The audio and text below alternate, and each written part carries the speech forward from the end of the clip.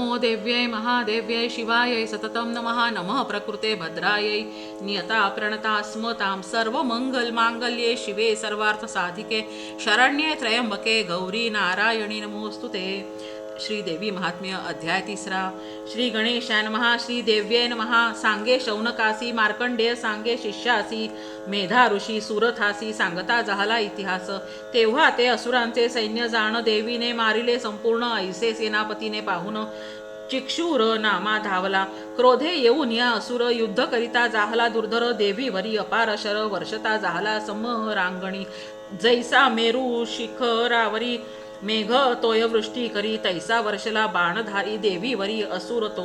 तयांचे ते बाण जाळ देवीने छेदिले सकळ स्वबाण टाकोनी तत्काळ घोडे सारथी मारिले. त्याच्या उच्च ध्वजा ते छेदून धनुष्य छेदिले सवेची जाण सर्व गात्री बाण मारून जर्जर केले तयासी. तेव्हा चरणी धावला असुर क्रोधे होऊन ढाल तरवार सिंहाचे मस्तकी सत्वर ताडण करिता जाहला. तोची तीक्ष्ण खड्ग घेऊन देवीचा सव्य बाहू लक्षोनी ताडिता झाला. तत्क्षणी तो खड्ग फुटला हातीचा. मग रवी बिंबासारखे जाण शूल घेऊनी दैदिप्यमान परम क्रोधयुक्त होऊन देवीवरी टाकिले.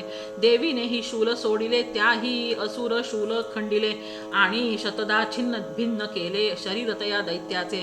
ऐसा चिक्षुर पडलिया रणी मग चामर गजारूढ होऊनी क्रोधे धावला तयेक्षणी शक्ती सोडित देवीवरी. तेव्हा देवीने हुंकारे सत्वर शक्ती पाडिली मेदिनीवर मग शूल घेऊन चामर देवीवरी टाकीत असे. देवीने आपुल्या बाणे करून शतदा शूल खंडिले जाण मग सिंह तो देवी वाहन उड्डाण करिता जाहला. बैसोनी गजाचे कुंभा अंतरी बाहू युद्ध करी केसरी देव शत्रुसी महीवरी पाडिता जाहला क्षणार्धे. दोघे बाहू युद्ध करिता तो सिंह उडाला अवचिता कर प्रहारे तत्वता चामर शिर छेदिले. मग शिला वृक्षे करून देवीने मारिला उदग्र जाण दंतमुष्टी तल हाणून कराल तोही पाडिला. देवी होऊन क्रोधायमान बाष्कल मारिला गदे करून भिंधी पाल बाण सोडून ताम्र अंधक मारिले. सवेची टाकोनिया त्रिशूळ उग्रास्य उग्रवीर्य केवळ मारोनी टाकिले तत्काळ महाहनुही मारिला. देवी खडगे करुनी तत्वर छेदी बिडालांचे शिर दुर्धर दुर्मुख महाक्रूर बाणे नेले यमालया. असो या प्रकारे करून सैन्य जाहले असता क्षीण महिषासुर रेडाहून त्रासवी तसे गणाते. तेणे तुंड प्रहारे करून कित्येक विध्वंसिले गण करोनी तीव्र खूर ताडण कित्येकासी पाडिले. तेने लांगुले करून ताडिता गण मृत्यू पावले तत्वता शृंगे करुनी विदारता गत प्राण जाहले. त्याच्या शरीर वेगे करून किती एक पावले मरण तो गर्जना करिता दारुण मरण कित्येक पावले. भ्रमण करिता महिषासुर अनर्थ जाहला महाघोर किती एक गणा ते सत्वर पाडिता जाहला भूमीसी.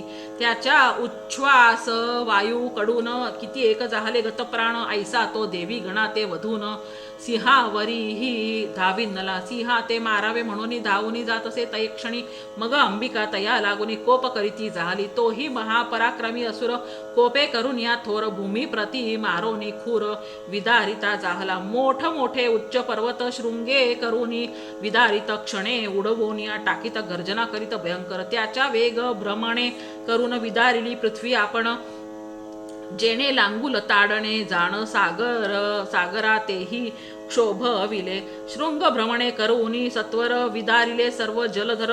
त्याच्या श्वासा नीले अपार पर्वत गेले आकाशी. ऐसा क्रोधे तीव्र जाहला मग देवीवरी धाविनला. तेव्हा वधावया दैत्याला कोप आणिला चंडिकेने. चंडिका पाशा ते टाकोनी बांधिती जाहली तया लागून तोही रेड्याचे रूप सोडोनी सिंह होता जाहला. इतक्यात छेदावे त्याचे शिर तो पुरुष जाहला खड्गधर. देवीने तो लक्षून सत्वर बाण हाती घेतला. खड्ग चर्मा सहित छेदून पाडावे इतक्यात जाण असुर महागज होऊन दिसता जाहला देवी. ते असुर शुंडा दंडे करून सिंहासी आकर्षिता ते क्षणी जगदंबा खड्गा ते टाकोनी शुंडा दंड छेदित.